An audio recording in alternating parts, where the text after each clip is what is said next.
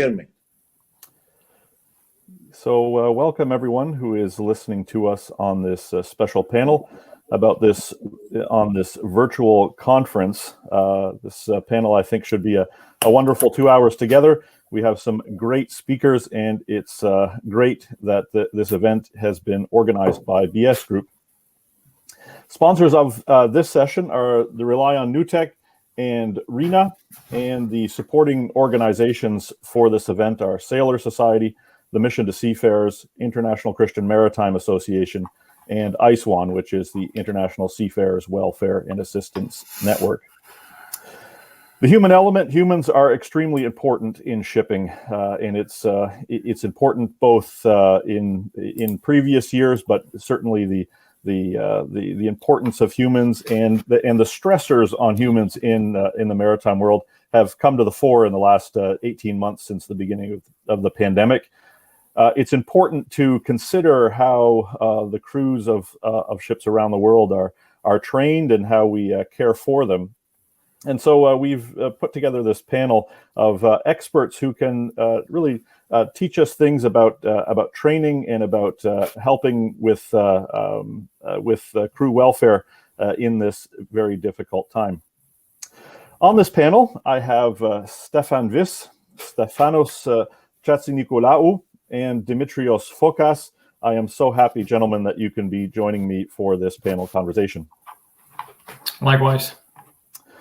We'll get to full bios from each of our speakers as we go in turn, but I take to the floor first just to sort of frame the conversations that we're going to have about training, about the competencies necessary for seafarers working on ship. There's lots of exciting things happening in this space, and so I'm happy to hear about it. But I'd like to first just frame what we're going to hear a bit later by talking a bit about some of the seafarers' welfare questions, especially in this time of pandemic. Talking a bit about some of the extra stress and extra dynamics happening in their lives. So I'll share my screen. So I am representing on this panel the group called the International Christian Maritime Association. Two of the members of the International Christian Maritime Association, Sailor Society and Mission to Seafarers, are also helping support this conference. And one of our key partners, ICMA, the International Seafarers Welfare and Assistance Network, is also a supporting organization on this conference. The issues of training and competencies for seafarers might speak to sort of the human element of shipping, but really they're not just abstract beings, seafarers, but they're humans. They're like us. They're sons and their fathers. They have families. They have needs and desires, and they can't just be pulled out and plugged in as if they are another piece of equipment on a ship. We all know that it takes lots of patience and special care. I want to frame our discussions by talking a bit about some of my work about port-based seafarers' welfare during and after the pandemic, because I think it helps understand why competencies and training are so valuable and why so much more attention might be useful in this space. So as mentioned, I represent this group called the International Christian Maritime Association, and what it is a group, an association of 27 faith-based charities.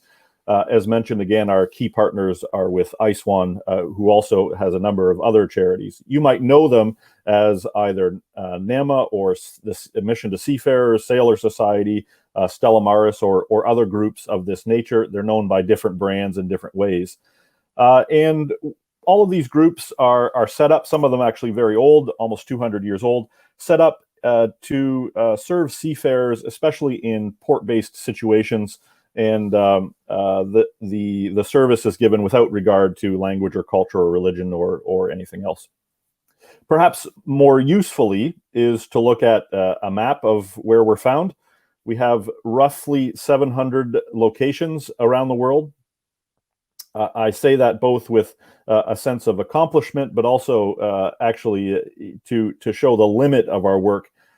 There are thousands of ports worldwide, many thousands of ports worldwide, and my network does not reach a large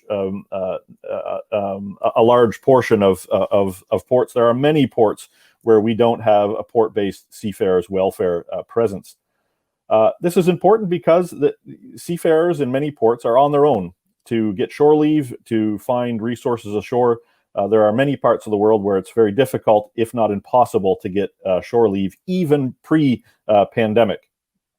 So where we are present, especially in Europe, UK, North America, certain places in Asia, in Australia, Oceania, a strong presence, and then a scattered presence throughout certain other parts of Asia, Middle East, around southern and Western Africa, we have presence, but Northern Africa, not so much. Middle East, not so much. South America, not so much. So the normal work, pre-pandemic work of many of our members could be understood in these photos, the series of photos. In many countries, bringing seafarers to the local markets. Here, the top left-hand corner, bringing them in the United States. There's a company called Best Buy. Seafarers love to go to buy electronics. It's quite ironic that many seafarers bring the electronics from China or from the East over to North America, only to buy the things at the Best Buy that they've just shipped on their ship, only to bring them back home. There's a bit of an irony, I think, there, how the world of shipping works. But it's for tax reasons, it's seemingly cheaper in North America. Certain places in the United States charge no tax, and so seafarers love to get electronics and get other gadgets that they can bring home as gifts for their family. More importantly, from a sort of a daily human perspective, family perspective, the second, the top picture on the right, helping seafarers with provision of internet was and is a big thing for our work. Seafarers, just like us, love the internet, want to communicate with their families and friends. Many ships most ships do have some kind of free internet, but it's usually quite limited and fairly slow bandwidth. This is important, actually, even for our topic today about training or competencies on board. Some of a huge limiting factor for having more training on board is the availability of the internet on board. So we help provide either in our Seamen's clubs or with SIM card, digital data SIM cards or whatnot, giving seafarers some data. The bottom right-hand corner is just a picture of one Seamen's club. It's a place to relax for seafarers to get away from the ship. But most importantly is the bottom left is just the people of our network that go on board ships to visit. We have lots of volunteers who go on board to visit, to give local knowledge, to help, to just connect with seafarers who are far from family, far from friends, far from the people that they know. But then March 2020, February 2020, the beginning of the pandemic hit, and it hit our network very hard. In many places, shore leave was no longer possible. In most places, shore leave still isn't possible. Even if it's technically allowed, many shipping companies don't allow shore leave at this time. And also, our networks, therefore, couldn't go on ships. We typically would go to the crew mess room to help seafarers, or we would bring them to our Seamen's Club to help them, but that was no longer possible. In the top left here of this picture, you see one of our ship visitors, where going on basically to the gangway, just above the gangway, is about as far in as we would go, wearing masks, keeping social distancing. This was basically has been a big part of our work.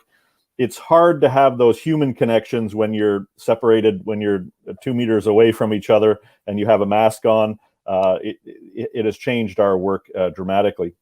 And yet we figured out ways to still serve seafarers.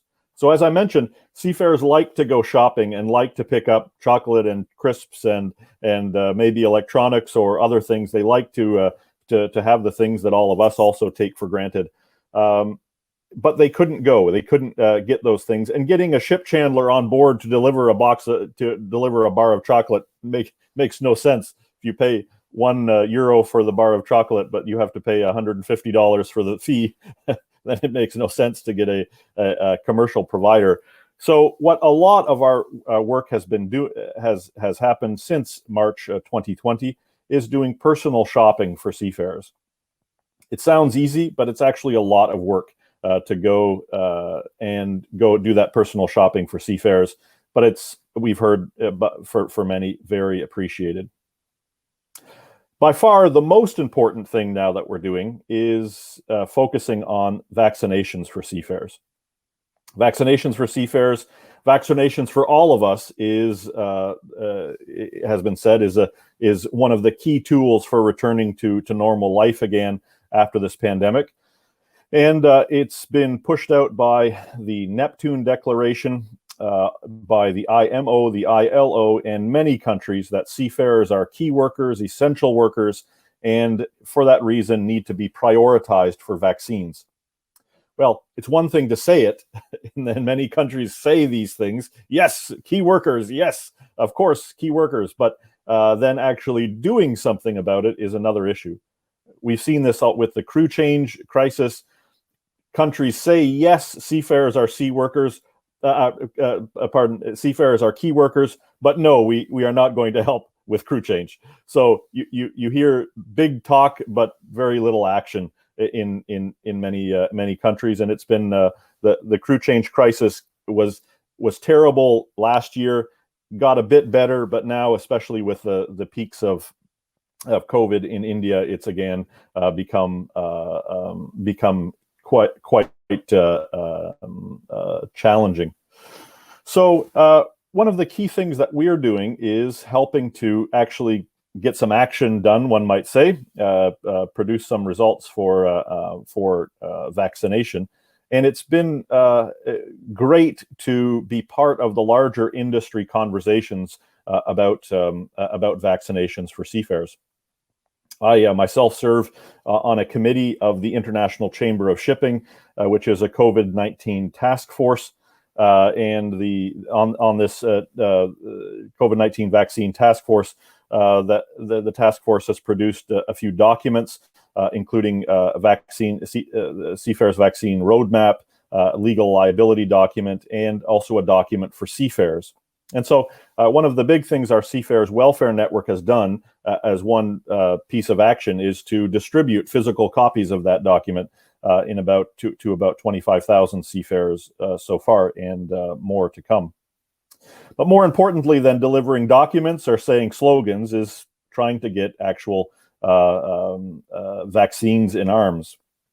And I'm happy to say that there's actually, in the last 2 weeks, some movement on this issue after several months of hopes of doing something. So previously already, there were vaccines for domestic seafarers in lots of countries in Europe, the UK, in North America. Domestic seafarers were already being prioritized. And as vaccines were rolled out and it went down to general population being vaccinated, seafarers were domestic seafarers were included in that just as being citizens of that country.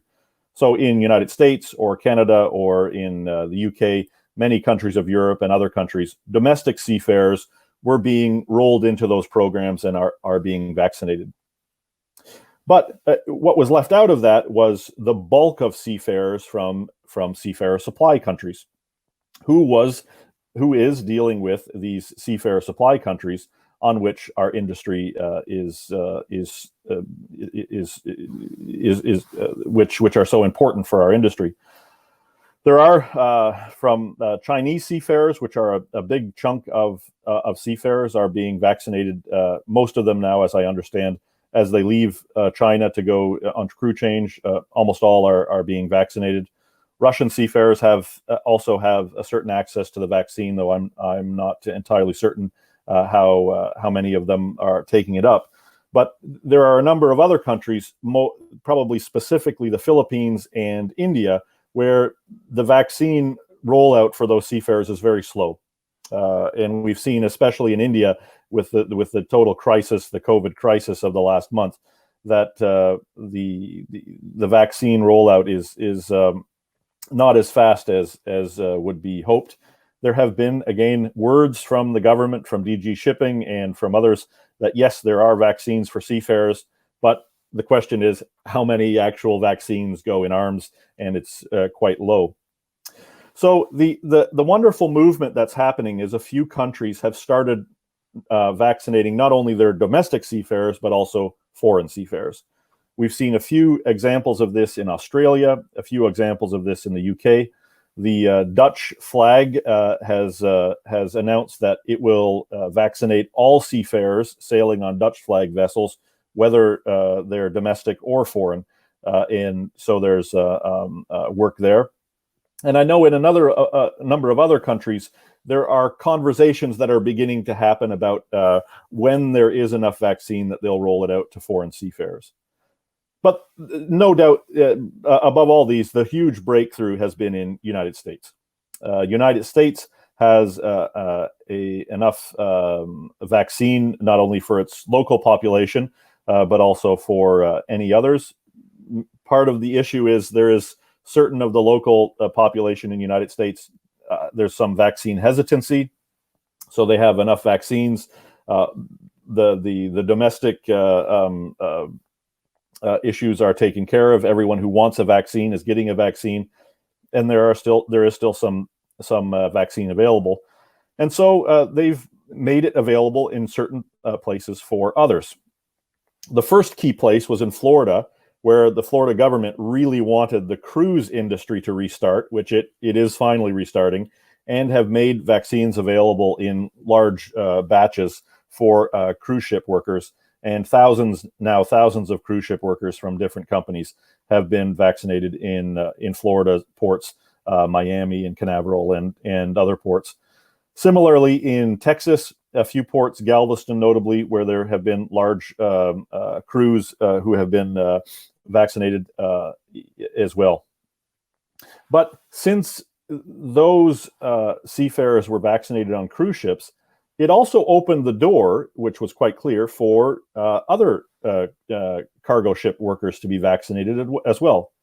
And this was not so much an official edict from the government, but rather unofficially, locally, there were pharmacies and health authorities that were willing to vaccinate migrant workers.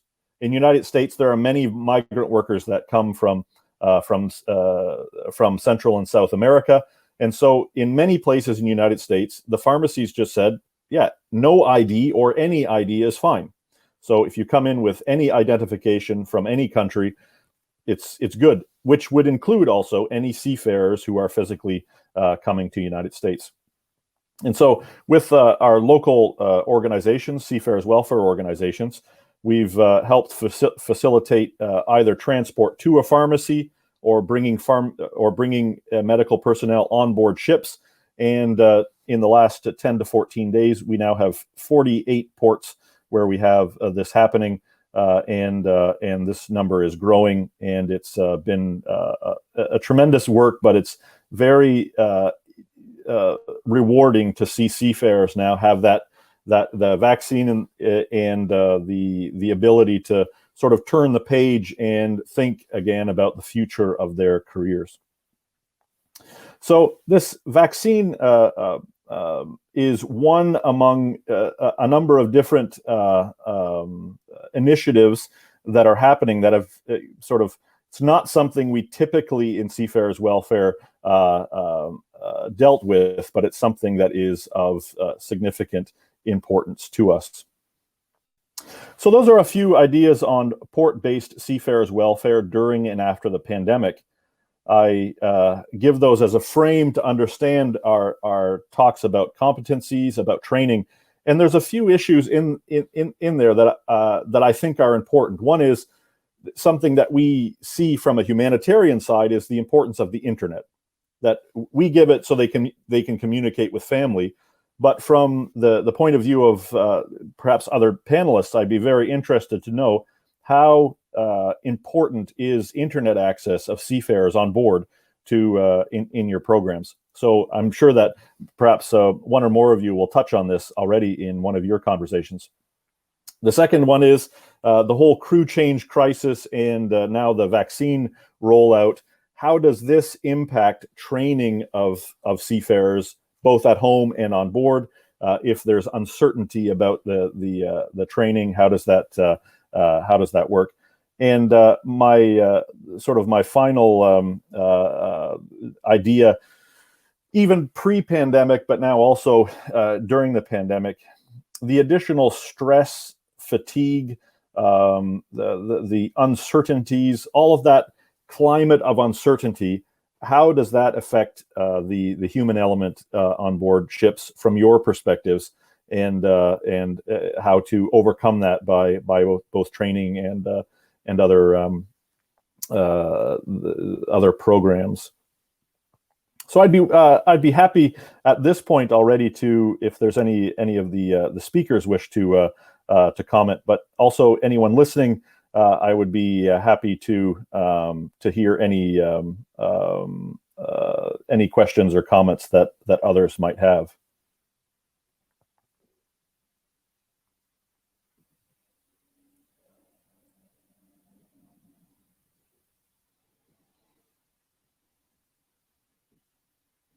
And any of my other fellow panelists, you could open your microphone if you have any questions, or if anyone else has on the question answer box, you are very welcome to ask any questions at this time.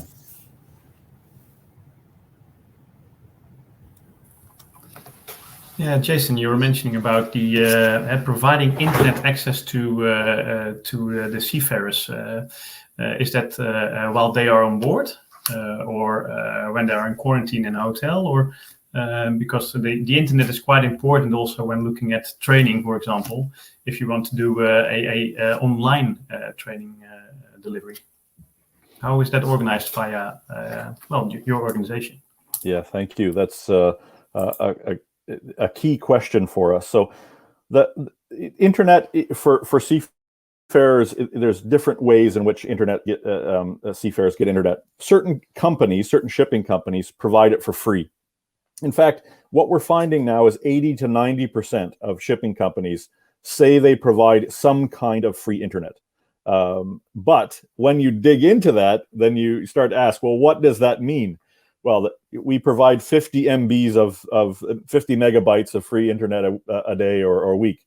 Well, as you know, what can you do as like this? For example, I think running this for what we're doing right now, this kind of training is like a gig of internet an hour or something.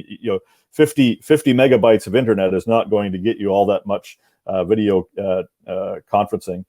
What we find also with these free provision of internet is significant apps or significant websites are blocked. So anything streaming is blocked, anything beyond basic social media or chatting is blocked. So again, video is out of the question. And so for training providers, and that's why I'm keenly interested in what you have to say. It's hard to do training if video is off the table. But what we found is that the growth in this sector is important right now. So shipping companies are giving for free. After that, sometimes in certain terminals, Sydney, Australia, Montreal, Quebec, there are certain ports that are giving free Wi-Fi. In certain port areas, you can go and get free Wi-Fi. From our side, what we provide, we come on board and we can sell at reasonable cost a SIM card, but those are often quite limited. It's 1 gig or 2 gigs of data. They're not going to want to use that to do training. They're going to want to use that to call their families and see their kids. We also have in our Seamen's clubs, when they're open, unlimited free internet. So that's in hundreds of places around the world. Unlimited free internet, but the caveat now in the pandemic is that those are almost all, they might be physically open and welcoming seafarers, but shipping companies are not letting their seafarers go ashore very, very often. The big change now is in the big names of satellite internet provision. I've heard from Inmarsat and then KVH, who are with them, Iridium, that in the last year, typically what until this point, from the perspective of Inmarsat, they've typically doubled the daily use of internet on their vessels for the last number of years. But since the pandemic, that number has tripled, and it's tripled in a really significant way. So I read an article just 3 or 4 days ago where they said that this was from I think it was Inmarsat, but maybe it was their provider KVH. I'm not sure. But they said typically until a year ago, it was about 3 gigs of data per day per ship. And now it's up to 9, if not 10 gigs of data per day. I mean, that tripling is not just tripling, but it's sizably larger. KVH has said that their popular internet provision they've had record quarters each quarter now for the last 3 or 4 quarters have been record quarters for the number of devices that have been put on ships. But I think that the real game changer is not so much from the maritime, only in the maritime space, but in the wider space from the big boys of the world, the Googles and Elon Musk and all the other Starlink and these sort of mini satellites that are going to give us Wi-Fi around the world at all times. Though that still seems like Star Wars, it seems like a long time away, it's already being rolled out in remote places in around the world, in Africa, northern Canada, northern Europe, and northern Asia. I think there's already tests in many places. And from what I understood, I think even Starlink applied for a maritime a permit to do this on board ships. So I think it's one of those things where at this time it's still relatively slow, but I've been hoping for more speed for years already, maybe 10 or 12, 15 years. But I think now we're finally at this tipping point where the satellite internet providers are saying it's coming soon. That soon seafarers will have significant more work. Seafarers will have significant more bandwidth, and also all of us will have more bandwidth on our little devices wherever we go in the world. Jason, hi. Just a comment on this, on the importance of the internet. I think it is not only for the wealth. So for the seafarers, we need the internet for other purposes on board. You know now that there are big data flows from on board to shore for other reasons, for operation, for energy efficiency. We are creating now the so-called digital twin connection. So there will be a lot of benefits from starting utilizing all this great amount of data coming from the ships. So we will need definitely more internet, more connection, more trustful connection in order to pass all this information from on board and to improve the operation, not only the life of the seafarer on board, but the operation and the safety of the ship. And we will create benefits from this in the future. So my view is only sort of this little slice of seafarers' welfare, but I recognize, therefore, that this is also important for training, for operations, for security, for all of these different parts are pushing to have more data on board. And as we know, it's not really our topic, but also then data privacy, security, hacking, all the rest of that comes into to play as well in this larger conversation. Well, that was a frame for... Yeah, go ahead. Jason. Yes. From a shipping company's point of view, I would like to stress one more thing. Of course, we all realize the importance of internet. We are among those companies that provide free internet, but not the one you described, a good one, let's say, good level. But our concern is also the safety of the vessel. And if and how seafarers follow the work rest hours, or if they stay and play in the internet for hours and instead of sleeping, etc., etc. So for us, and I think for everybody, safety is also a top priority. So the use of safety of internet on board has to be somehow not controlled, let's say, but monitored. I would say monitored by the master and others, so not to have unrealistic or inappropriate use of internet on board and to jeopardize the safety of the vessel. That's also a concern we have with the use of internet on board. And as Stefanos said, we have a lot year by year big data transferred from the operational data transferred from the vessel ashore to the terminals, to the charterers and everyone. So no matter how good is the internet connection, a big part of the bandwidth is consumed for the operation of the vessel. So those are two concerns that we need to have in our mind. Thanks. Thank you so much. I'm glad now to see we've primed the pump for further discussions. Well, let's turn now to our next speaker, and we'll turn to Stefan Vis, who is Client Solutions Manager at RelyOn Nutec. Mr. Stefan Vis has worked in developing and delivering maritime safety training for the last 15 years, having taught STCW safety training to crews from the cruise industry, shipping and offshore support vessels. Stefan has developed and combined STCW training refreshers known as the 3 Combi, which has become the de facto standard approach to training STCW refresher courses in the maritime industry in the Netherlands. Today, Stefan's work focuses on ensuring that maritime crews have the proper competences consistently over time, rather than only focusing on compliance and certifications. In RelyOn Nutec, we support this approach by offering e-learning competence management systems, innovative approaches to practical such as scenario-based custom training programs, and much more. Welcome, Stefan, and I invite you to present on the life cycle of competence. Welcome. Thank you.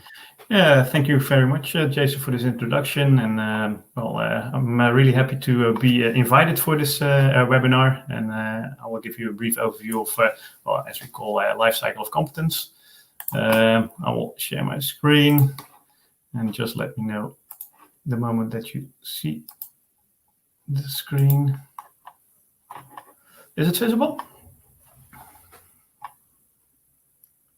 Yes. All right. Excellent. So, welcome to the audience. Again, I'm working for RelyOn Nutec, and when looking at STCW, competence is quite an important thing. There's always a discussion on being compliant versus being competent, and that's really depending on the interpretation by person, but you also see that with flag state administrations. The STCW code, as an example, has really a bare minimum of a standard. And during this brief presentation, I just want to focus a bit on the safety training part. For shipping companies, it is quite a challenge to see those different interpretations, especially after the implementation of the Manila Amendments, because there are differences for the delivery, what kind of learning outcomes is all stated, but how it's being delivered. Some are raising the bar higher than the other flag state administrations. That's also when looking at companies. Some companies will stick to the bare minimum, but that doesn't automatically mean that by having the certificate in hand, that you are also a really competent person in the tasks you are assigned. And when looking again from a safety training perspective, and those are the training courses with roles, which is a side role. You have your normal operation role, and because you have a certain task on board, it's well possible that you're also part of the safe manning list and that you are assigned a certain task. But this task now is in line with emergency response, which is not your daily routine job. And that's really important to make sure that you're not only compliant, but also you're competent in the work. Being competent, as we all know, it's knowledge. So that you use your knowledge and that you know what to do in case of a certain calamity or emergency. And then it's also about skills, so that you are able to use your knowledge with the challenge being presented to you and exposed to.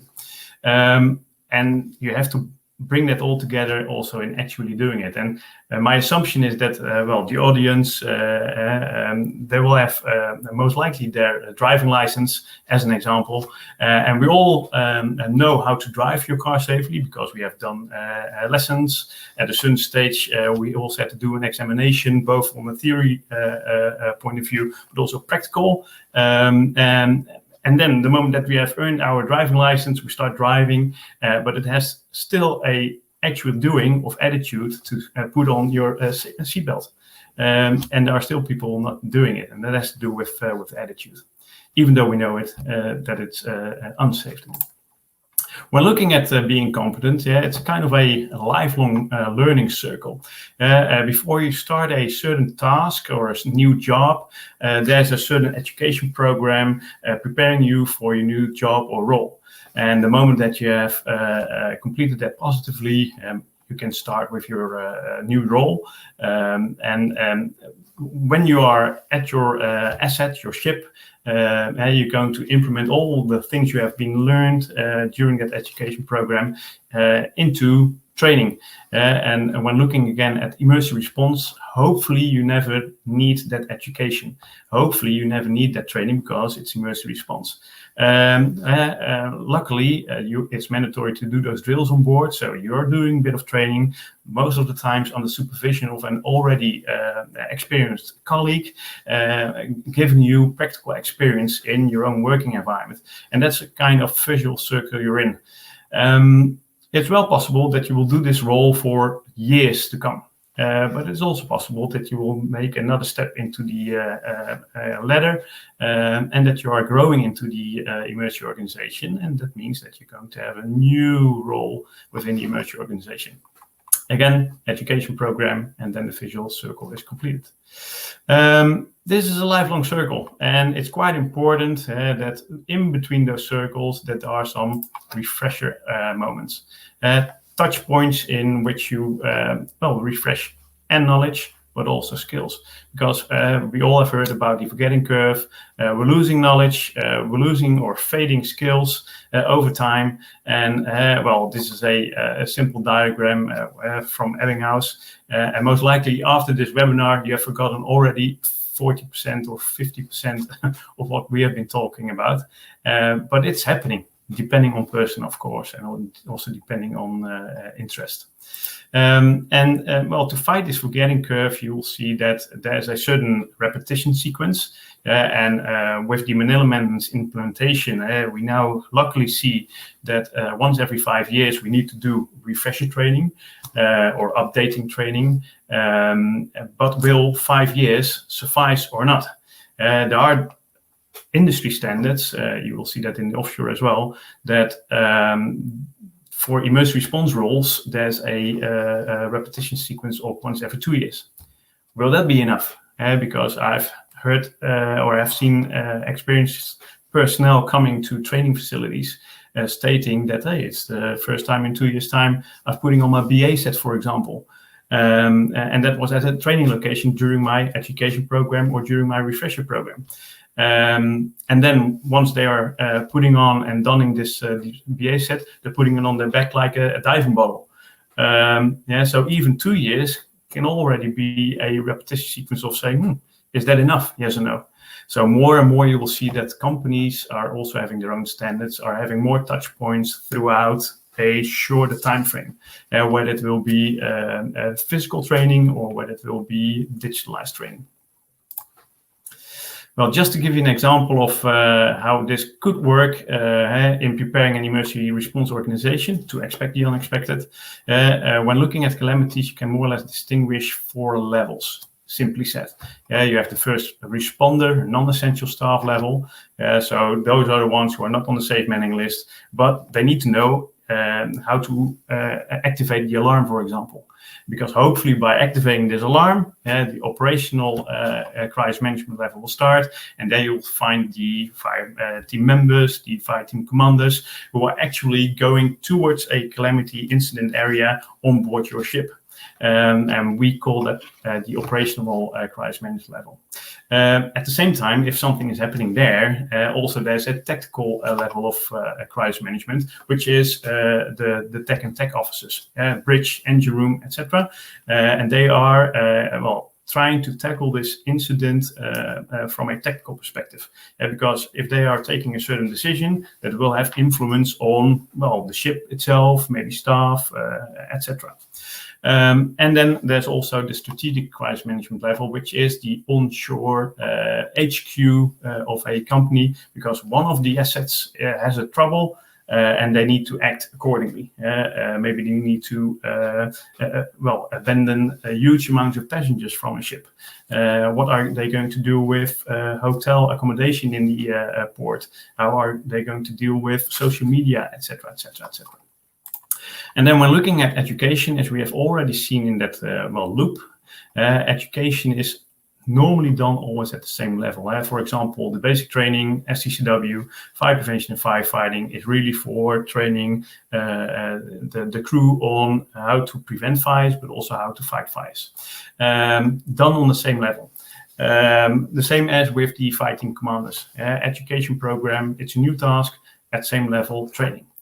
When looking then at training, whether it will be training as refresher training, updating training in line with the STCW code, or when you're doing training on board, preferably you do that at different levels at the same time, because you can easily combine the different roles and the different learning outcomes in one scenario or multiple scenarios. And especially when looking at the officers, they need to refresh different elements. So changing roles also make it possible to assess them accordingly against those learning outcomes from the different CCW learning outcomes and training modules. Preferably when train with your own procedures. Instead, when you look at educational programs, especially the standardized ones, it's the generic procedures during emergency response. And also important, training your own working environment, because then you know where all the equipment is, etc., and you know the area where you're working at. Well, assessment is a continuous process, and that is throughout education, training, but also in the working environment, and really important. And part of the assessment really is to identify missing elements. So the moment that you know what is missing, you can then focus on it. When looking at training and education delivery, really old-fashioned is at a training location and on board. But more and more you will see that certain topics, especially the theoretical elements, can be done via e-learning, applications, digitally, remotely. And that's why it's so important also that the internet connection, the bandwidth is accessible and wide enough for crew once they are on board to do training. But also more and more you will see that offline capabilities are there as well, that a server is installed on board, that small packages can be synchronized the moment that there's a connection with internet, for example, when they are entering a port, and those small packages then can be installed on the server, the local server, and when they're at the when they have left the port, sailing at the sea without any connection, that there's still the possibility of doing those theoretical elements. Simulators is also what you see more and more, even during Formula One. The Formula One drivers are doing simulations of the circuits. And you will see it more and more with crane drivers, but also for well control, etc. And what you see is more and more there's a blended approach. Yeah? All those different elements are put together in order to prepare yourself for a physical training for those elements which you cannot do on board. And in our case, for example, firefighting is quite a big thing for us. And well, you cannot just start a real fire on board a vessel. Well, you can do it, but that's most of the times for one time only. Example given, the IGF code training, and I'm focusing now on LNG. There's a familiarization for non-essential staff and also for passengers in case that they're on board a vessel with LNG fueled. But the IGF code is also there with basic and advanced training for those who are involved in the operations with LNG as a fuel. And input for those training courses, education programs, is always real-time cases. Plus also close collaboration with the shipping companies, because it's their type of ship with their type of procedures. But by using those real-time incidents, you can easily bring them into, for example, a virtual environment. And in this case, this virtual environment, the real case, was translated into an inland shipping incident.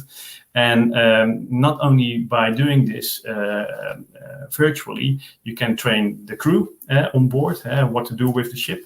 But in this case, you can also train, for example, the fire brigades onshore what to do in case of a gas cloud, chemical cloud, etc.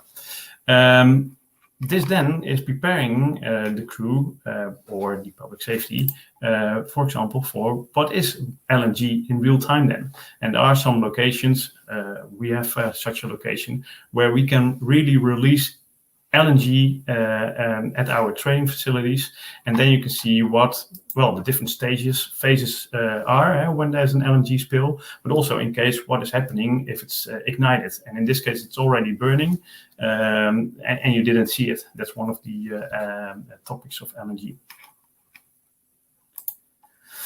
Well, COVID has quite a impact, and not only mentally, but also on well, the training of crew. There's quite a backlog in crew education and training, and that has to do with, well, the challenges of crew rotation. And luckily, the different flag state administrations have provided dispensation rules or contingency plans.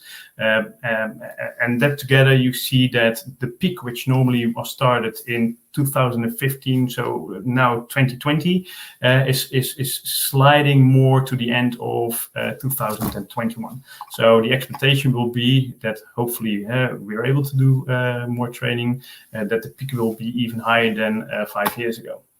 Another thing you will see, because of this postponing of training, there's a even further drop in the memory retention.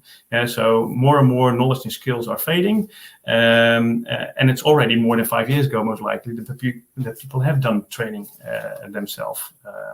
So that's why it's really important to make sure that those touch points are still met, and hopefully by doing more blended learning, more digital approaches, you will be able to well, just give that extra knowledge again, and by using simulators, by giving them also the possibility to train those skills, even though it's in a simulated environment. What we also notice is that delivery is more on a local level. So instead of, well, it's already difficult to move seafarers around the world, but particularly for training purposes, you see that also the seafarers themselves, they want to minimize traveling for training because they don't want to be exposed during those transfers. And because the shifts have been much longer, you also see that they want to train closer to home, because training, especially training at the facility, is always during off time. Well, they have been on board the ships for much longer shifts, so they would like to be at home more often. So COVID, yes, it's a difficult time, but you also see that it also brings some positivity, and because you will see that it's speeding up the process on the life cycle of competence. Yeah, so new and innovative ways of training delivery are developed, and to my opinion, you will see that the STCW safety training as a whole will be changing as well over the future to come, with more touch points throughout the years to come. Well, this is more or less my presentation. Yeah, so if you're interested, well, the information on contact details are in the presentation, and the presentation will be shared as well, I believe, via VS Group. So, any questions. I'm going to stop. Thank you this. so much, Stefan, for this very interesting presentation. No doubt, yes, indeed, the question of the internet is something that was linking the previous presentation and this presentation. I'm sure that it's going to come up again in a future presentation. We have a few minutes for questions right now for Stefan, and I have some, but I would like to give the pride of place to our listeners. If anyone has any questions, please put them in the question box. I would love to be able to ask those questions to Stefan or our other panelists. Do our other panelists have any questions for Stefan at this time? Say again? Do our other panelists have questions for Stefan at this time? So anyone from the audience like to ask a question, you are very welcome to ask a question on the presentation that was just given. I see a question from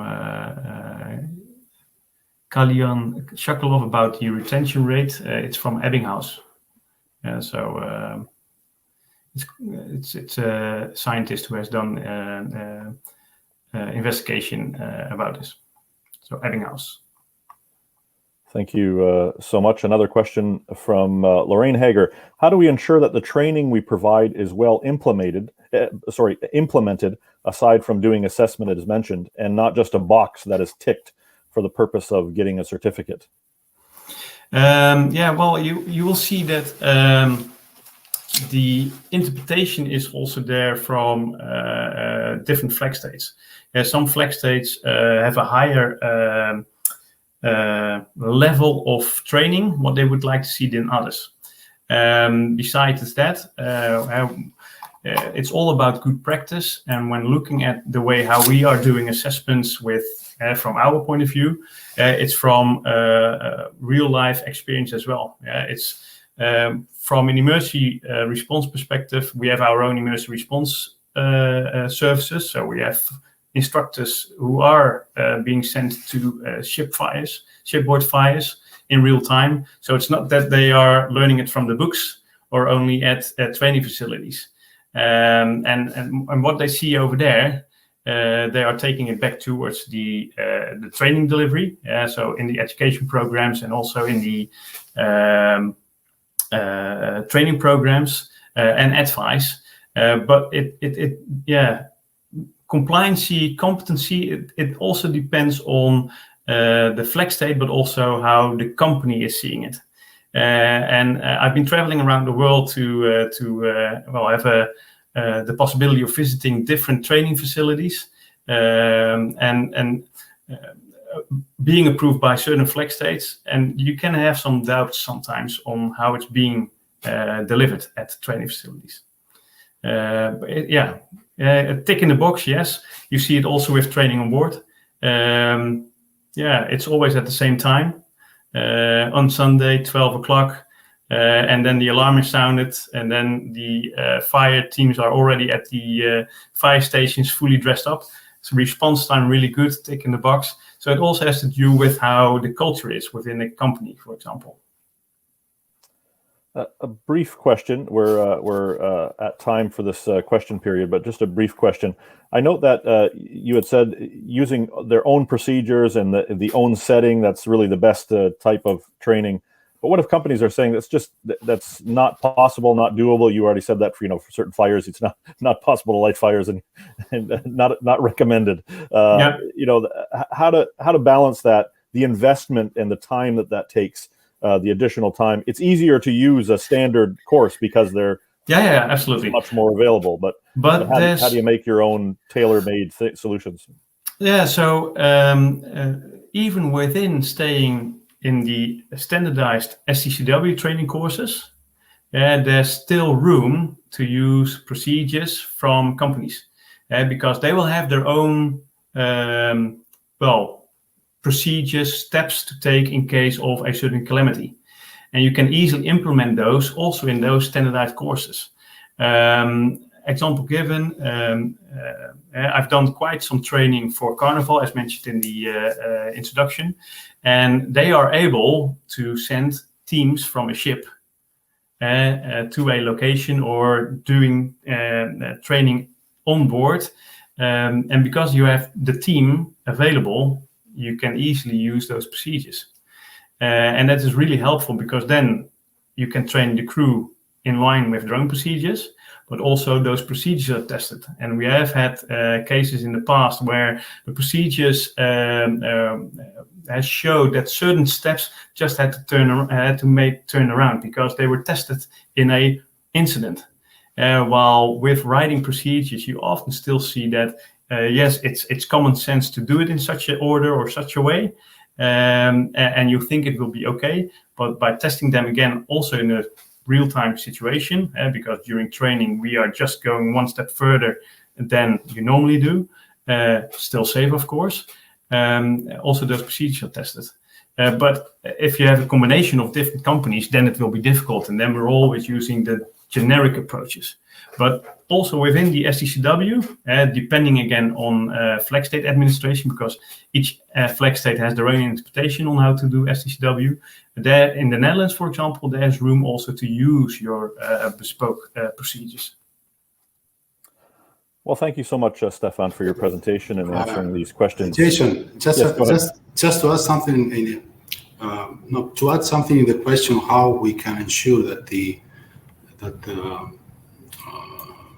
result is positive after a training. I think the answer to this is to implement a management system. You need to implement something like a competence management system. This is a continuous process, and you cannot rely only on assessments, which are taken from time to time. I think that companies are implementing such management processes recently, and results are very positive. The answer is competence management. Well, we can definitely circle back to that in our concluding chat. But indeed, now that we've heard from you, I'd like to introduce Dr. Stefanos Chatzinikolaou, the Global Marine Training Center of RINA. Dr. Stefanos is the manager of the Global Marine Training Center of RINA and the head of RINA's marine research projects in Southeast Europe. He is graduate of the School of Naval Architecture and Marine Engineering of the National Technical University of Athens, Greece, where he has also concluded his PhD in methodologies for assessing sustainability in the maritime transport sector. His professional background includes research, 10 years of experience in EU-funded research projects, professional maritime training, and consulting engineering. His main fields of work and interest are ship energy efficiency, ship life cycle assessment, ship air emissions, maritime safety, and human factors. In 2020, he was elected assistant professor in the Department of Maritime Studies at the University of Piraeus in Greece. And it's going to be wonderful to learn about vocational maritime training in the pandemic, lessons learned, and the way forward. Dr. Chatzinikolaou, welcome, and we look forward to hearing your presentation now.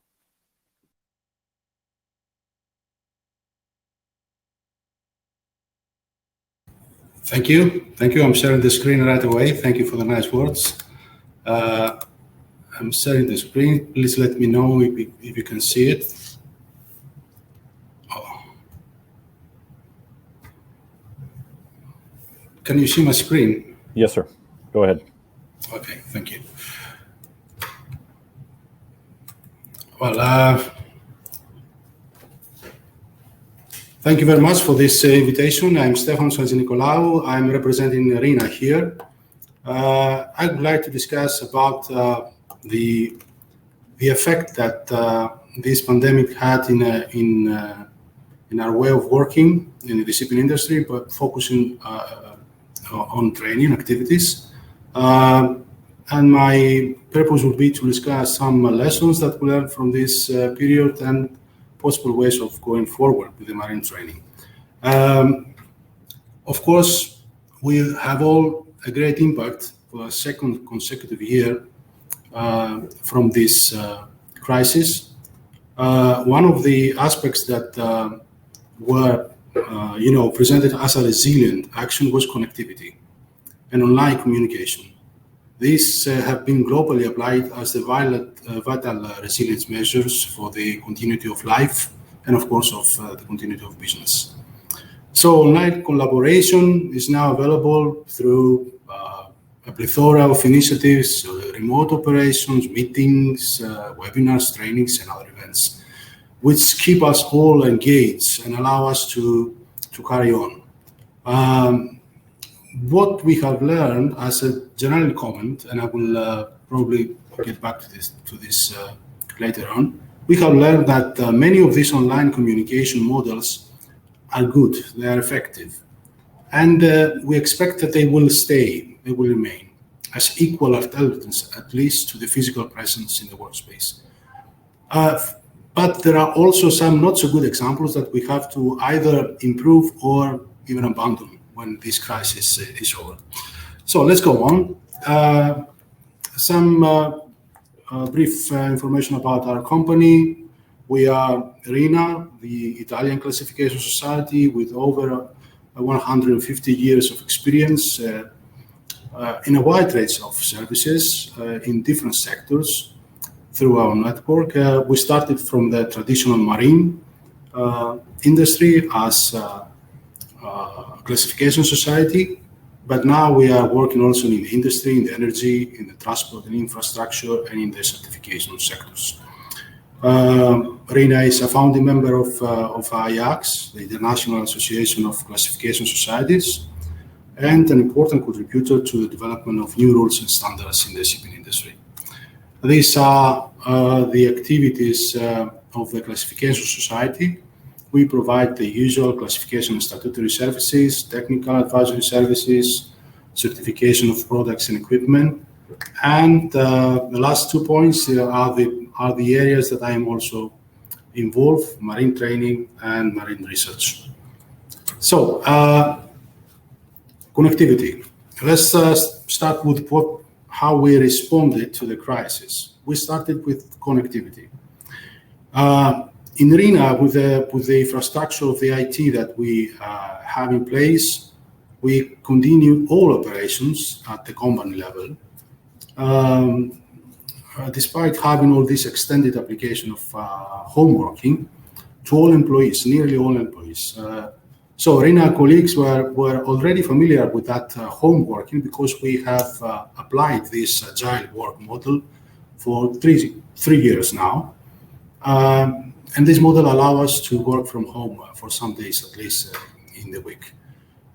In terms now of external communication and communication with the clients and the services that we need to provide to our clients, the support of our digital tools were great in this pandemic outbreak. Many services that are for ship classification and certification are now made through our platform, which is called RINA Cube. It's our platforms. It has too many applications, as you can see here, usual applications of a classification society, but also other applications that are available for our clients. So the main difficulties that we observed were due to the different lockdown measures that were applied around the world, obviously. The ships were not able to reach easily. We had all these restrictions in ports and terminal areas that forced many of the inspections and surveys that we provide on board to be either operated remotely or even postponed in some cases. But with the assistance of these digital tools, we have been able to continue with the majority of these services. One of the connectivity solutions that we have created some clever hardware and software for connecting with the vessel, for troubleshooting, for remote inspections and maintenance activities, to assist personnel on board solving problems and discuss issues emerging, for class surveys, and of course for training as well. This tool shown in this video is the Kyber helmet. We had developed it with an external company, and it seems that it's very, very effective in a lot of these activities. Now, another response of RINA in the area of social responsibility was to provide some support to the crisis in Italy. We know that since February 2020, the coronavirus spread in northern Italy was dramatic. And the companies took decision together with shipping companies to assist the hundreds of patients that needed hospital services. We started working on this hospital ship together with a shipping company in Italy, and close coordination with the Ligurian public health system and with governmental civil protection agencies. We provided all the specifications and the third-party activities to fast transform this vessel into a hospital,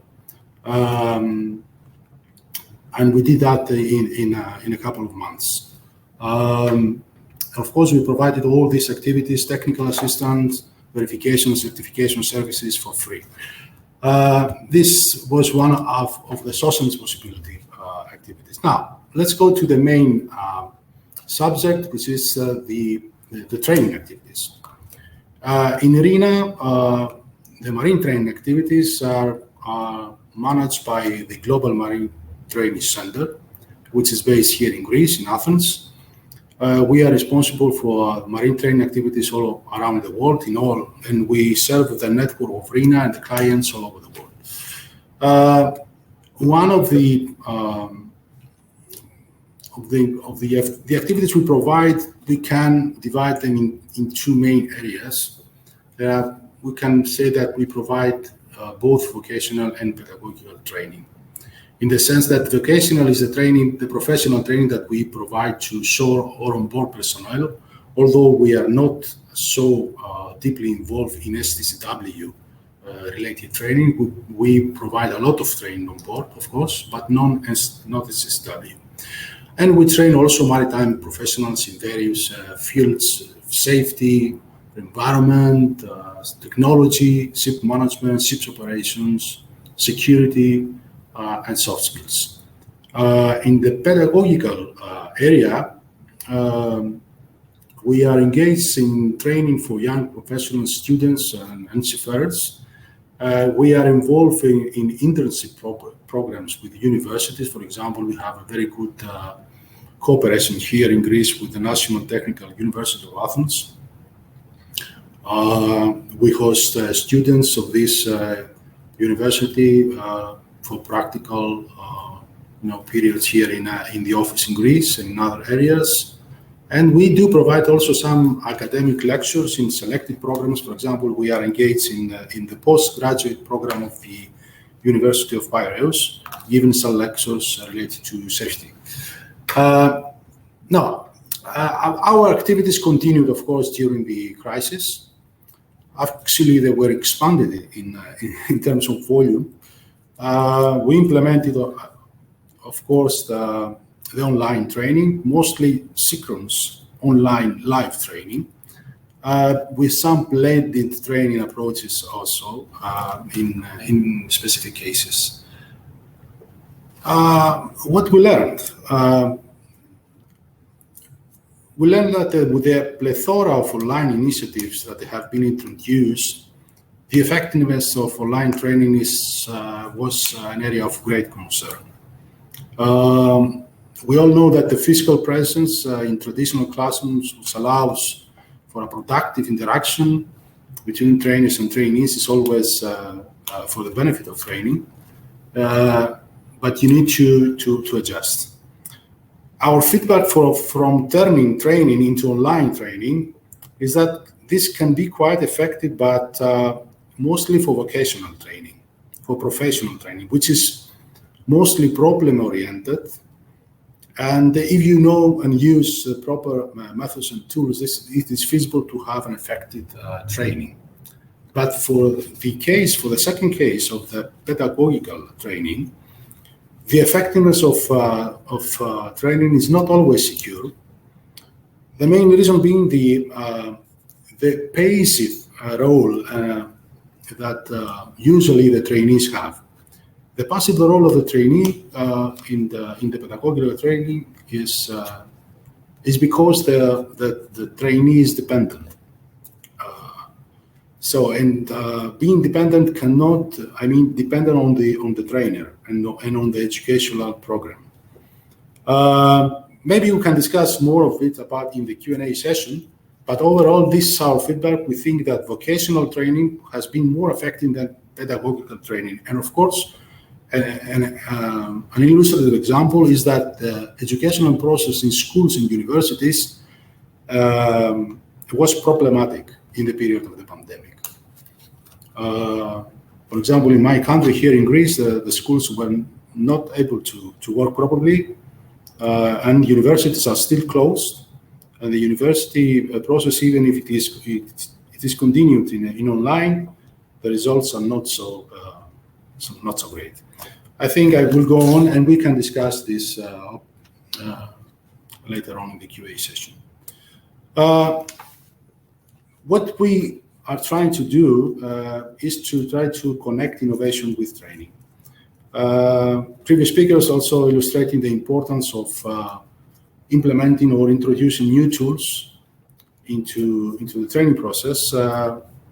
We try to do a lot of this in our programs. It is an important mission of our center, and we want to incorporate in the training process the new tools and methods overall to improve the training experience. Here you see an example from a crew familiarization training on board. We developed this for a very good client of RINA. It is a virtual reality training for on board personnel provided by, and the instructor is from the shipping company. It's an officer, an engineer from the shipping company. We found out that this was very, very effective. It was problem-oriented, targeted training that gave us good results. Another example here in the screen for how we connect innovation with training. We are participating in training projects and research projects in the European Research Network, and we try to participate in programs that give, in projects that give new methods, like the one you see here. We are participating in Smart Sea. It is an Erasmus Plus project funded by the European Union, together with other companies, as you can see on the screen here. And the scope of this project is to develop a master's program on smart maritime and surveying systems using Internet of Things technology, suitable for maritime professionals. And in RINA, we are going to host 2 case studies with underwater surveys that are very, very critical for in our work using Internet of Things technology. We also participate in other projects, research projects for safety and for environment, and we are participating also in the forthcoming Horizon Europe research calls. Now, what is the way forward? We think that in the future, new competence, new needs for the onboards and the ashore personnel will emerge, which will be driven by 2 important drivers. The first is the very heavy environmental agenda of the international shipping industry. And together with this, the acceleration of new technology uptake that it is now ongoing in our industry. The other driver is the digital transformation, which is now happening in our industry. Combining this, we see that a lot of changes will include the whole life cycle of the ship, from ship design to operation, maintenance, and recycling. So we are talking about changes in the whole operation management of the ship. Therefore, we think that it will be a necessity for a very ambitious knowledge transfer effort inside our industry. A huge knowledge transfer to our people on board and ashore. Coming from new technology, coming from environmental agenda, coming from the digital transformation. The picture you see here is not something that is coming from the future. It is something that we are developing now with one company that provides this software, and we are very well connected and cooperate with them in a lot of training activities. The company is Cypriality, and they provide this environment that offers this experience, this live experience that is suitable for training, for operation, for maintenance, for many, many activities. This is something that is being created now.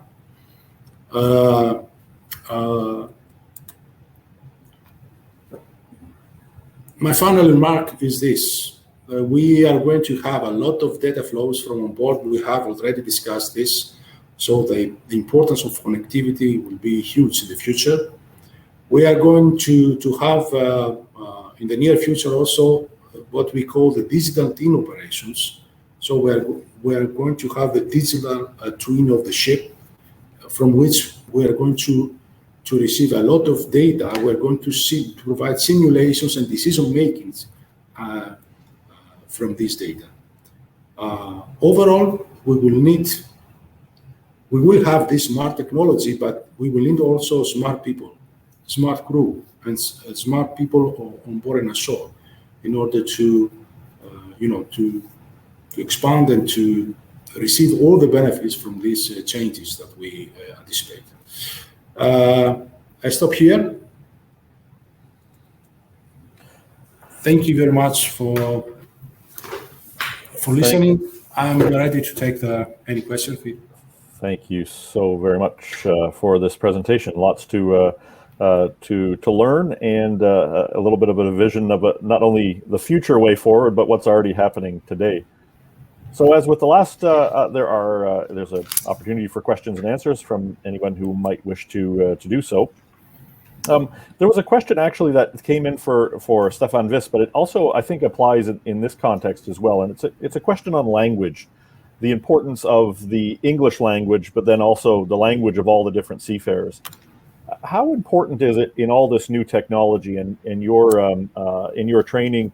You were talking about pedagogical, vocational training, and how that relationship with the professor, not perhaps even the relationship with the language, is so important. Where do you view that the question of language in all of this training? Well, the language is a very important means of communication. You have to base on the good communication, so the language is related. But I will say another thing. Training in this context, in the context of digital tools, is about experiencing. It's not only about viewing training material and following instructions. The virtual training or the augmented reality training is about creating some experience in this environment, and this might also benefited from the fact that we are to learn a lot of people from all over the world that do not have the better command of the language. So this digital training might create some benefits as well. But the language problems, I think, that are now not so often experienced. Overall, I think that the communication is very important. In the pedagogical part of trainings, is absolutely important. We cannot have a good training if the communication is not so effective. But for the professional training, with these new tools that we have, we may have some tools to overcome these problems. Thank you so much. Anyone else have a question? You can put it in the question box and be happy to ask it, or either Stefan or Dimitrios, would you have a question? No, it's also in response to the language being used, and what you often see with language during calamity, and you have a lot of nationalities that, because of stress, etc., that they will go to their own language, and that makes it more difficult, even especially when you have lots of nationalities in an emergency response team. That they communicate in the normal language on board, which is English. So communication is really important, but you will see during calamities, due to stress, etc., that they will use their native language instead of the language being used on board. So yeah, it's a challenging one, especially during calamities. Any additional questions or comments? I invite you to put them in the question or comment box. The pandemic, no doubt, is a calamity. Everything is negative about it. But many people have said sort of the silver linings of the pandemic, that there are things that we learned in the pandemic we could not have learned otherwise. And for me, one of them is on this. It's an intense experiment about learning online. That before the pandemic, there was lots of initiatives online, but we didn't necessarily have the scale all the time to know really what was working well. And now through the pandemic, we now have this huge 18-month experiment to know what works and what doesn't work. And so I find your comments very interesting on the vocational training. Just, I think you mentioned a few things, but is there any additional guidance on, we heard from Stefan about blended learning as well, and I'm wondering if you can just reflect any additional points that you might have on what you've learned in the pandemic about maybe what hasn't worked. Okay, this is a huge discussion. That's why my comment during the presentation was a minor one. My comment was that we see that professional training has some, options to overcome the distance, and the fact that you do not have this interaction between trainers and trainees. There are some tools there. The main reason is that if we have someone who is somehow self-directed, he knows what he expects from a training. He expects to receive a certification. He is a professional. He's doing training because he has a clear target. We have someone who is engaged, and he doesn't need necessarily a trainer as a leader to guide him through the training process, but he needs good tools. He needs good material to answer his training request, and good tools and methods to support the training process. If we have this, probably the vocational training will be, will have a good result. On the other hand, if we have young professionals or students that are very, very much dependent on the educational process, they are following a certain pathway of education, for example, in schools or in universities or in maritime academies. We have these people that are being dependent on the process. And they are being dependent also and very much, connected with the professors, the trainers. They see them many times as leaders, as inspiration, persons. So in this way, if we have this distance, this influence from the leader, from the professor to the trainee is not easy.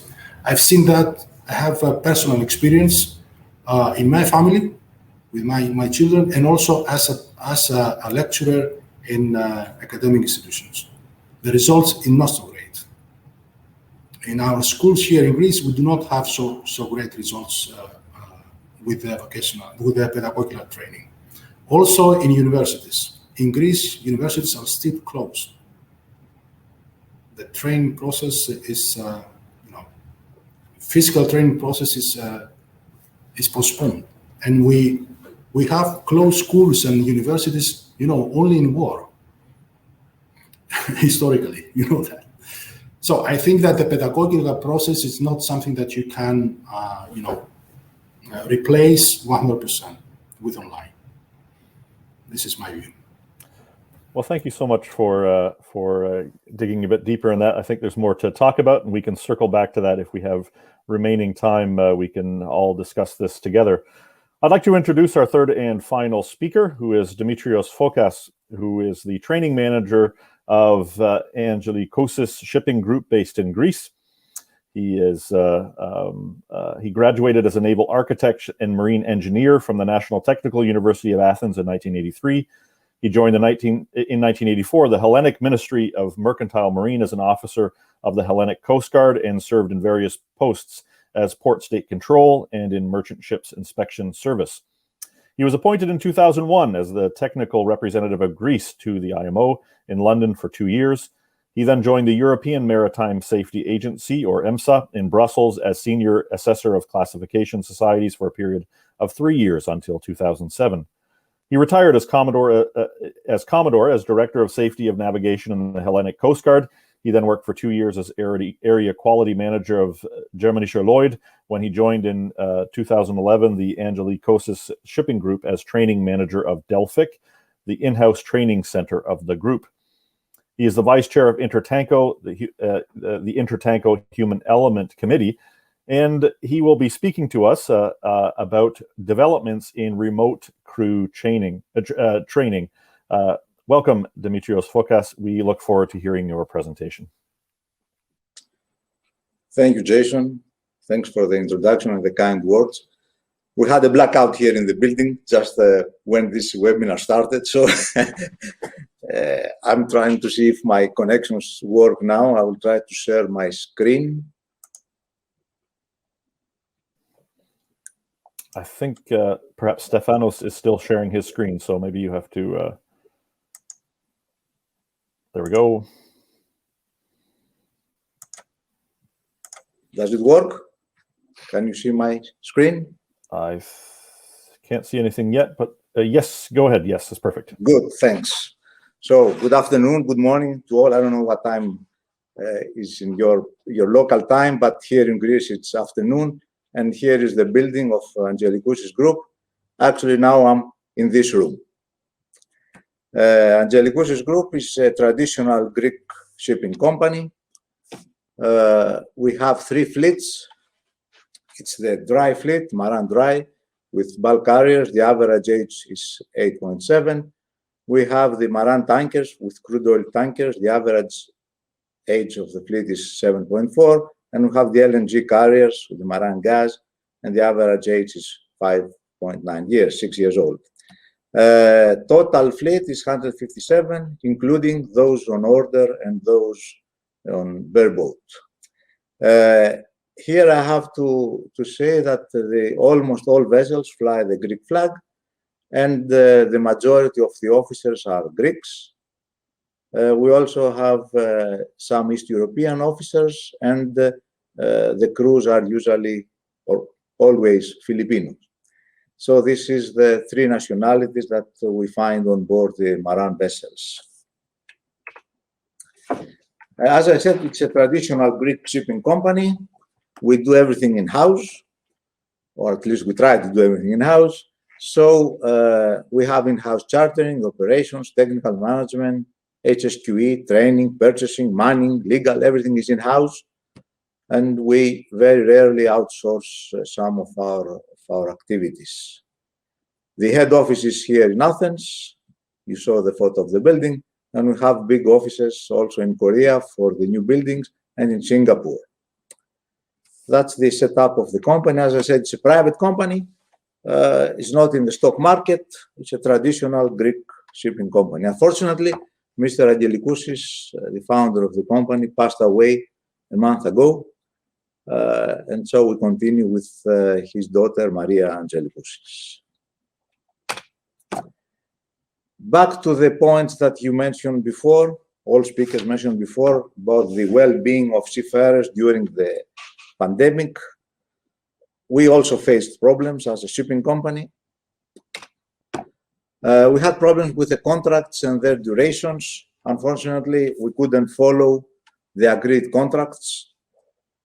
This happened very often last year.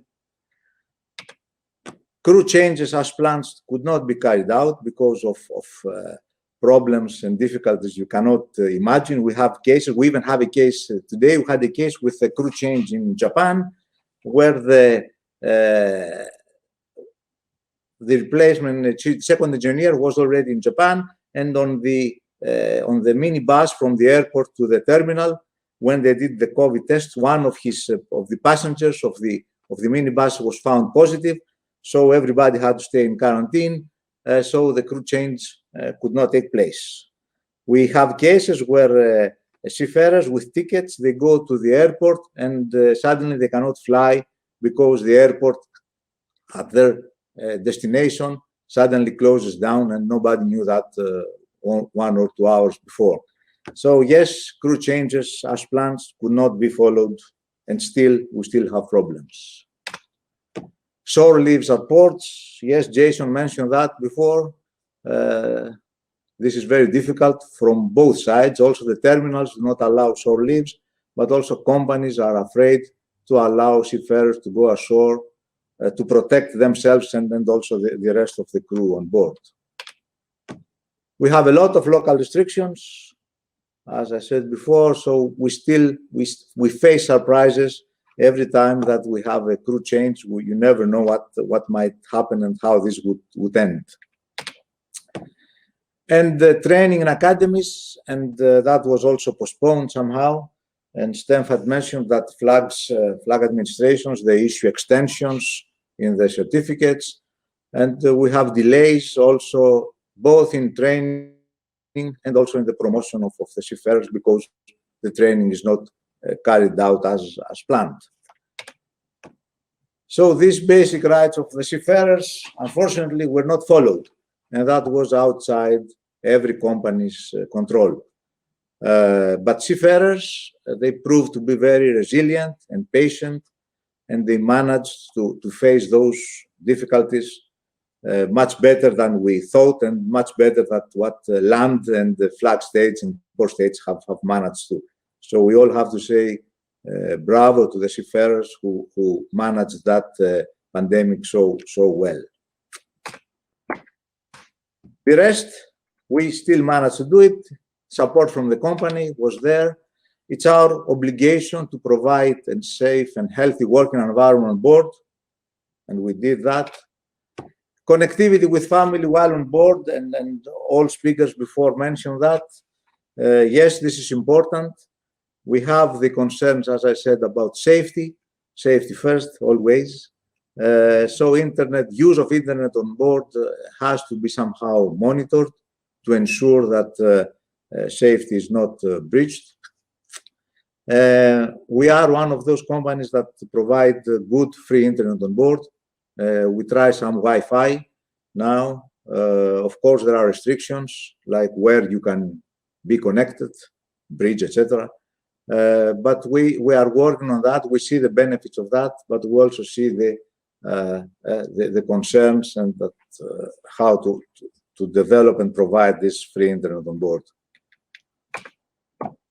Corporate hours, also that was one concern during the pandemic. And also how we train our seafarers. We believe that well-trained seafarers, training of seafarers affects their well-being in many ways. If you are a well-trained seafarer, then you feel confident when you join a vessel. You feel confident with new technologies that Stefanos mentioned before. You need to do some training in advance before joining a vessel with new technologies. And then on board, you are less stressed because you feel confident, and then you can perform your duties in a safe way.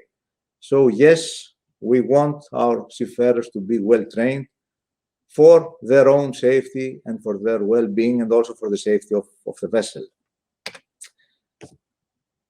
So those, in my opinion, are the basics of the seafarers' well-being, and some of them we managed to keep last year, and now some, unfortunately, we couldn't.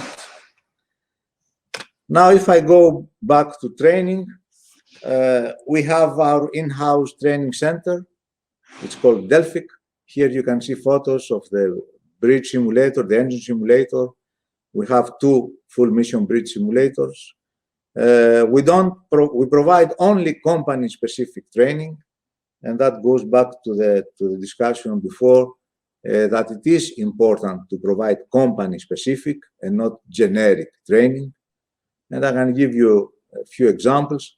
If we have a course on ISO 50001, then we also present not only the ISO, but also our practices and our policies and our system.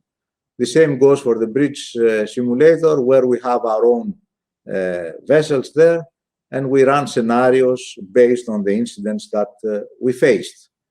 And you all know about what happened in Suez Canal 2-3 weeks ago. Because most of our vessels, they are big vessels and they pass the Suez Canal, we had already 6 or 7 years ago, we have started a course which is called Suez Canal Transit, which is only on transiting the Suez Canal with different and difficult scenarios. So that's how we understand and implement what is called company-specific training.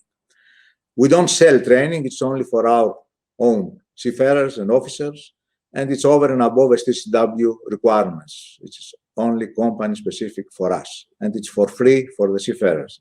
Just to give you an idea, before the COVID in 2019, we had 742 courses with over 8,000 participations. Now we have the COVID. And in 2020, last year, we had to find solutions to continue our training. And we got involved in remote training. Before that, we were traditional. Classroom, simulators, everybody here, a traditional way. So when starting developing remote training last year, the first thing we did, because we are a shipping company, we are a training center, we need to follow standards. So our first question was, okay, let's see what the international standard for remote training says. So we follow it. So the question is there an international standard for remote training? Yes or no? And to our surprise, it was no. There was no standard, international standard for remote training, which means that you can run a webinar with 400 participants, and you can run a live virtual classroom with 5 participants. At the end of those courses, providers can issue certificates. There's no requirement, there's no restriction. So we had to develop our own guidelines, how to provide this remote training. And we did that in cooperation with a university. So what we came up to was that we have only live virtual classrooms, and the instructor is present. So it's the same instructor who's delivering the actual classroom is also delivering the virtual classroom. We asked the participants to have only, not to have mobiles, but camera and audio. And we go up to 15 participants maximum. That was our requirement. We think that is a reasonable number for an instructor to follow. The material is distributed in advance before the course, and we also give homework to the participants, which they have to submit back to us the afternoon or the day after. Those were the guidelines that we developed based on our experience, based on what is available out there, and also because we want to have quality training. So how we ended up with this remote training last year? We have these live virtual classrooms, I mentioned before. We also used simulator via cloud. And the simulator makers, they had developed, and they were also pressed and pushed by the COVID to develop better simulators via cloud. So we are using engine and cargo simulators now via cloud, and I come back to that in the next slide. And then the big question was the effectiveness of this training, either through the live virtual classroom or through the simulator, because that was very important for us. We didn't want to lower the quality of the training. We wanted to be sure about the effectiveness of the training we provided, even under these difficult conditions. So for the simulators via cloud, what we have done, we use the engine simulator via cloud. We use 3 cargo simulators for tankers, LNGs, and bulkers via cloud. We use 3 different makers for the simulators via cloud because we want to compare. We want to compare not prices, but also their developments, then technologies. And we actually assist the makers of the simulators because we give them a lot of feedback. And with a couple of them, we developed courses from the beginning. And we think that this is important and helpful for both sides. For the bridge simulators, there are a couple of them out there available in the market, but we are not happy with their quality yet. So we wait until the bridge simulators via cloud are fully developed. We use small groups, up to 6 participants, not more than that, in the cloud simulators. And the problem, as you said, internet connections can be a problem because we have participants who are around the world, at home, where their connection might be a problem. So yes, internet connection for the simulators via cloud can be a problem. And not all simulator makers have save exercise options. So can you imagine one scenario that you start the cargo simulator and then you are in the middle of the cargo operation, and then after 3 hours you have a blackout, or you have a lose bad connection, or you lose your internet connection, and then suddenly you don't have the exercise, and then you have to start from 0 again, because some simulators do not have the save exercise option. So we push the simulator makers, all of them, to have this option, because misconnections can happen and do happen often. And of course, the cost of use, this is also, we see a lot of differences between the various options that are available out there. Some makers charge per year, some charge per hour. So this gives you a lot of opportunities on how to best use the simulators via cloud. And just to give you some information, for last year, 2020, we had Office WebEx. The majority, or 50% of the courses, let's say, were run Office WebEx remotely via cloud. We had courses in the training center, mainly for the bridge simulator, the ECTE simulator, and other simulators. We used external providers and some training on board. That gives you an idea of how we managed a training either remotely or locally here in our training center. Stefanos mentioned before the differences between classroom versus remote training, and we agree. You lose the direct contact one you have during the classroom, which is very important. You lose that. For some practical courses, it's impossible to do it remotely or via cloud. And even if you try to do it, you just do it to tick a box. It's a disaster. In the simulator, we have a lot of courses related to team performance. Like we have ships handling, which is technical, but we also have bridge resource management, which has to do with the team. So this type of courses for team performance, you cannot do it remotely or via cloud. This remote training was a challenge for the instructors as well, because they had to adapt to new conditions. They had to change their way of doing courses, and it's more tiring. Remote training is more tiring compared to classroom. And of course, it depends on internet connections, and there you can have failures. But what is good is that the simulator makers were pushed to develop their cloud applications, and they all did, and they still continue. Some technical skills can be assessed via cloud through the simulator, not all. It's a big advantage for the participants. They stay at home, which is safer for them, and they prefer to stay at home during COVID. So yes, that helped them a lot. And also another advantage is that participants from all over the world can attend the same courses. When we run an engine simulator course, we have participants from Filipino, from Greece, from Romania or Ukraine. So yes, they can all attend the same course, which is good and we couldn't do that in the past.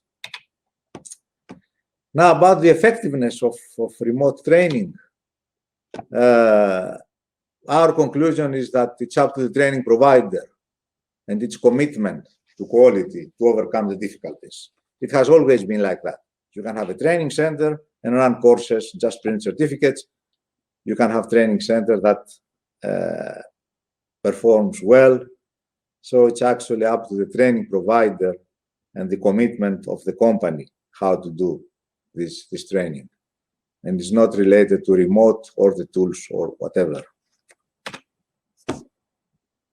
Yes, it can be of a high standard if the training provider wants to do that, or it can be just a tick box exercise. But we have seen that before. One of the questions was related to the effectiveness of training. Yes, we have seen companies that just want a certificate and they don't care if the seafarer is trained or not. All they just need is a certificate for them to tick a box in the checklist. Yes, these things happened and will continue. And on the big question, if remote training and what will happen in the future, yes, I believe that remote training will stay. I agree with Stefanos. At least some of the remote training will stay because of their advantages. Now, this new technology offers us some other advantages, and some initiatives of our group is that we have medical advisor in the office, and with telemedicine and other internet connections, he can help seafarers on board. We have developed a health promotion application for the gym. So the seafarers, they can have an application on board, they can do some gymnastics and follow the nutrition programs, etc., etc. And we also provide some mental health support programs through all those internet connections and other facilities that we have developed.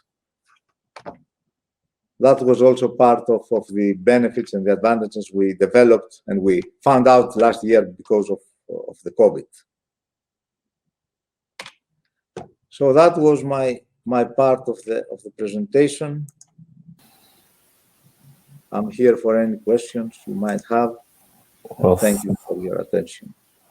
Thank you so much for this presentation. It's great to see how all the presenters today, there's overlap, and I think lots to learn from each other.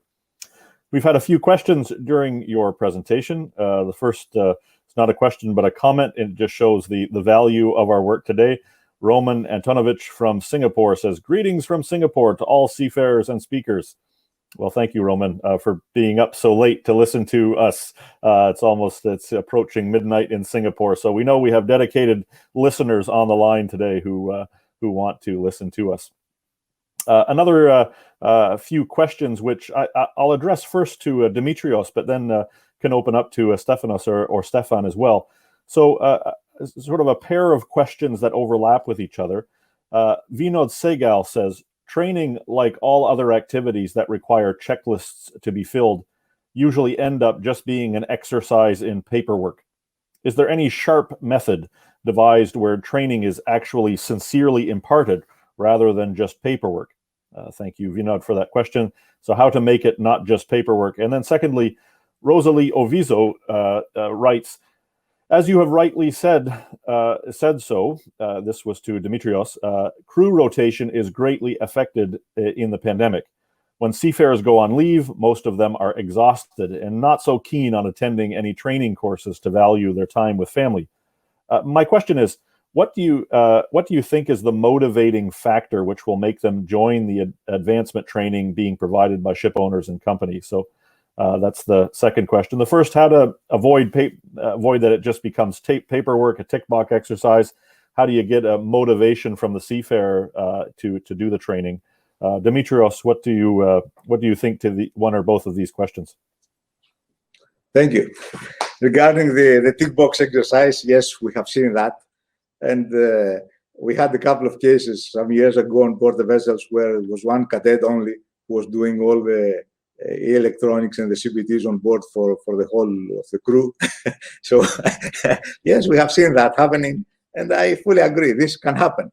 So that goes back to the commitment of the company and the master. If the master on board the vessel wants to do the training correctly, and if this culture is within the company and the vessel, yes, they will all do it. Otherwise, they will all try to cheat and tick box, etc. I mean, we can understand that this happens. This can happen also for the remote training, because you can have people attending the training, and then suddenly they all have a problem with the cameras, and they say, "Oh, the internet is lost. I have to switch off my camera," and then they leave the meeting. I mean, these things happen, and we understand that. That's human. That's why I say it goes back to the commitment of the training provider and the company, if and how they want to do it in a serious way. We all understand the difficulties you mentioned, Jason, about the rotations and the problems. We understand that seafarers' life last year and this year is upside down, or their planning were, I don't know, lost, whatever. Yes, we agree. We see that problem. Some parts of it are under our control, and we try to help as much as possible. Some other things are outside our control. But we are here for the seafarers, and we try to help as much as possible. That's we have seen in the last year, we saw some reluctance in seafarers joining vessels because they didn't know if and how and when they would disembark. Because we had cases last year, people having to stay on board for 9, 10, 11 months because crew change was not possible. I think now things are better now and will get better. So we don't see that problem and that difficulty anymore with the seafarers when they join a vessel. I hope I answered both your questions. Yeah, I guess a way of posing the second question that came to me, the idea in training of carrots and sticks. You can force people to take training, and it becomes a tick box. But how do you encourage seafarers to really desire training and want to make that a priority without making it a burden on them? Yes, that's a very good question, and that is the difficult part of my job, how to make this training attractive for the seafarers, and they don't consider it as a burden or whatever. I wish I had a magic answer. I don't have an answer. What we try is to respect their leave periods. We don't ask them to come on training just to do it. We are flexible. We provide a lot of training solutions, so they know when they disembark that for the next 3-4 months they have to do these 3-4 courses. We provide them some options, some solutions, but they are professionals. They understand that if they want to stay in business, if they want to be with a good company, they need to do some training because this is a requirement. So they all understand that. And from our side, we try to make it attractive and not just to push them to do it because they have to do it. We need to have this balance. That's the only solution. I don't say we are always successful, but that's what we try to do. So I open this now up to Stefanos and Stefan as well. How to make the training attractive and not burdensome or just a tick box exercise?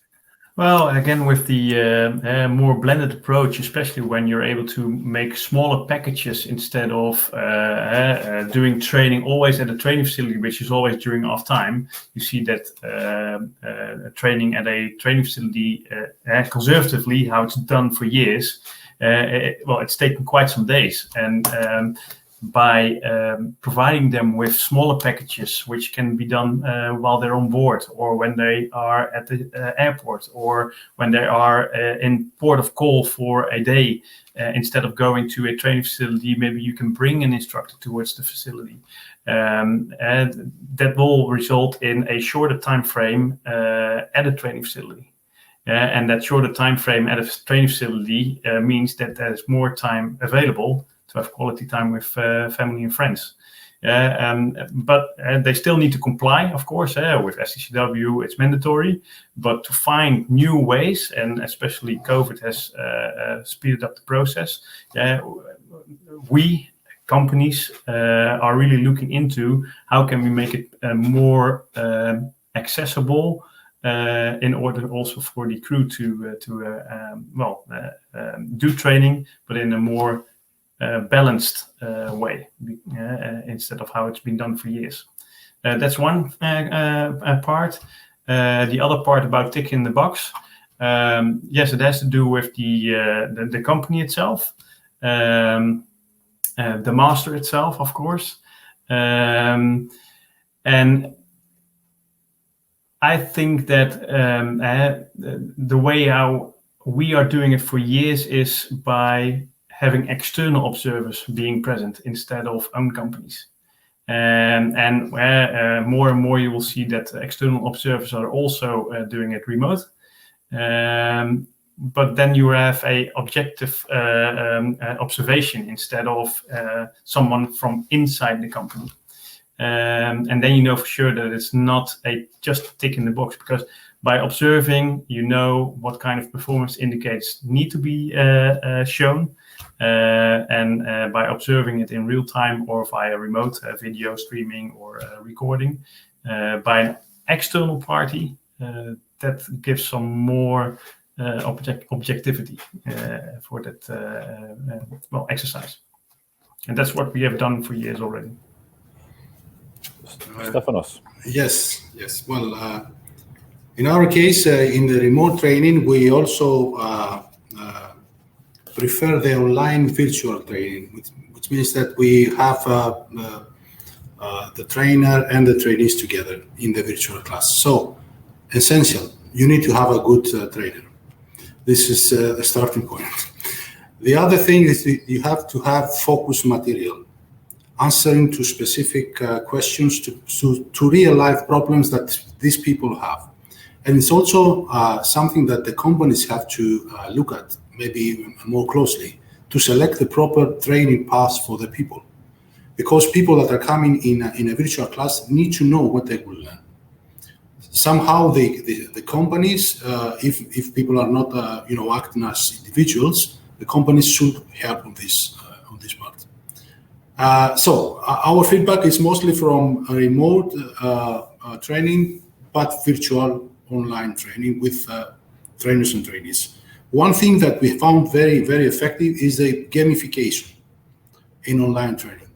So, for start, we always track the attendance of trainees. We have this specialized platform that tracks the attendance of trainees. So we know if they are there with us or not, with various ways.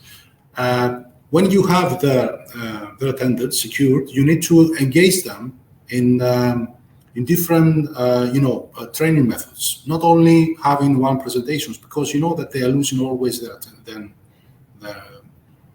they're not always there with you. So you have to involve in different ways, gamification, polls, questions, group discussions, and all that. You have a lot of choices there. But in the remote training, you have to know that these people have to know from the start why they are here, why they are in this training. Is it the correct training for them? This has to be secure. Otherwise, you don't have a good group of trainees. So we are doing a lot of work in this. I cannot answer the question for the seafarers because we do not provide SSW training as such. So our experience is that training can be effective, but mostly online. If you are talking about CBT and other e-learning options that are going to the people on board, I cannot provide this answer. But I have one example to give you for the effectiveness of training on board. We found out in an onboard training, physical training, that we were asked to provide on board vessels, that people were missing basic and essential information for the subject matter. The matter was about safety, and people that we were to train, they didn't know the difference between near miss, incident, and accident. They didn't know. So they were missing about the basics. So we start from this, and after we passed this essential information, we found out that they were more engaged, and they were, communicated and participating in a very, very effective way during the training. So if I could give a personal recommendation, we should always stick and focus that the basics of the subject are there. And my last point to answer also to your initial request, Jason, is about the human reliability, because you asked a question about it. You mentioned the additional stress levels coming from from all this period. I think that we are talking here about human reliability. We have to secure this for our people on board. And human reliability is a whole science. If we start to discuss about human reliability analysis, it is a whole science. It's like risk management for safety. So we need to find ways to increase the human reliability. So remove all the stresses, remove all other workplace problems, and then start working with increasing the reliability of humans. Because if we are always having this discussion about the human element, and we say, okay, we have human element, we have problems due to the human element, we know that. But we need to ask why humans fail. Not only it's having the human element as the the cause. It is not the cause. We need to go deeper. We have to answer why they fail. And this is a question about the human reliability. And thank you for raising this in your introduction. Well, thank you all. I would like to continue our discussion, but I have another call that I also have to hop on in this new world of Zoom now that we can have Zooms 10 hours a day and these calls all the time. I'm sure that you, those who are listening and those who are speaking also know this reality that we have these now back-to-back trainings that perhaps in the past we didn't have. So I want to thank you all, Stefan, Stefanos, Dimitrios, for your time on the call today. I really appreciate it. I have more questions, but we have run out of time on this session. Thank you all for those who are online. I've seen comments from the UAE, from Hong Kong, from Singapore. I'm in North America, and we have every time zone in between. So it's just been wonderful to be able to hear these questions and hear your responses to the questions and hear how you are dealing with training and competence and human reliability and dealing with the humans that are the beating heart of the maritime industry. Thank you so much. Thank you to the BS Group for coordinating this session. Thank you to RelyOn, Nutec, and RINA for helping sponsor this session, and also the supporting organization, Sailor Society, the Mission to Seafarers, International Christian Maritime Association, and ICMA for helping to put the word out for this event. Thank you, everyone. Have a wonderful day. Thank you. Thank you. Thank you. Thank you. Bye-bye. Bye-bye. Take care. Stay safe.